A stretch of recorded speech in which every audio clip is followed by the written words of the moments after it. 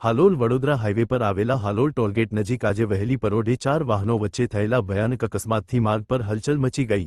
સદ્દભાગ્યે કોઈ જાનહાનિ થઈ નથી, પરંતુ મિની લક્ઝરી બસના ડ્રાઈવર ઇજાગ્રસ્ત થયા છે।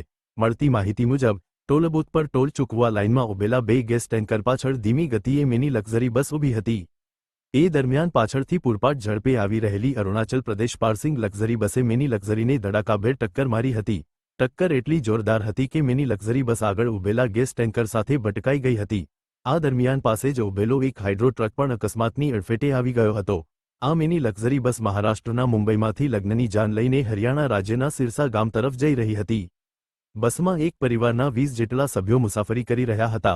હાલોલ નજીક પહોંચતા જ પાછળથી ધડાકાભેર આવેલી લક્ઝરી બસે અકસ્માત સર્જતા ઊંઘી રહેલા મુસાફરો ચીસો પાડી ઉઠ્યા હતા। ટક્કરમાં મિની બસના ડ્રાઈવરને ઈજાઓ પહોંચી છે, જ્યારે અન્ય મુસાફરોને મોટો આઘાત લાગ્યો છે, પરંતુ ગંભીર ઈજાઓથી બચી ગયા છે। અકસ્માત પછી લક્ઝરી બસનો ચાલક સ્થળ પરથી બસ મૂકી ફરાર થઈ ગયો। માહિતી મુજબ તેની બસમાં પણ મુસાફરો હતા, પરંતુ તેઓ પણ બસમાંથી ઉતરી છૂટા પડી ગયા હતા। હાલ પોલીસ ફરાર ચાલકની શોધમાં છે। અકસ્માત બાદ મિની લક્ઝરી બસના મુસાફરો દ્વારા ટોલ બૂથની નિષ્કાળજી પર ભારે રોષ વ્યક્ત કરવામાં આવ્યો હતો। તેમની માંગ છે કે ટોલગેટ પહેલા સ્પીડ બ્રેકર અને ગતિ નિયંત્રણના પગલાં કડક બનાવવામાં આવે, જેથી આવા અકસ્માતોનું પુનરાવર્તન ન થાય। હાલોલ ટોલગેટ નજીક બનેલા આ અકસ્માતે ફરીવાર હાઈવે પરની સલામતી અંગેના પ્રશ્નોને ઉઠાવ્યા છે। પોલીસ આ મામલે વધુ તપાસ કરી रही है।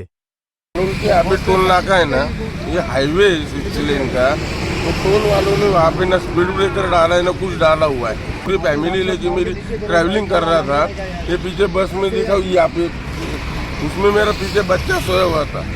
गाड़ी इतनी स्पीड में आती है, टोल नाका रहने के बाद जो टोल पे आके खड़ी गाड़ी रहती है पीछे से ब्रेक नहीं लगते ना, आके गाड़ियों के ऊपर ये हो जाता है उनका।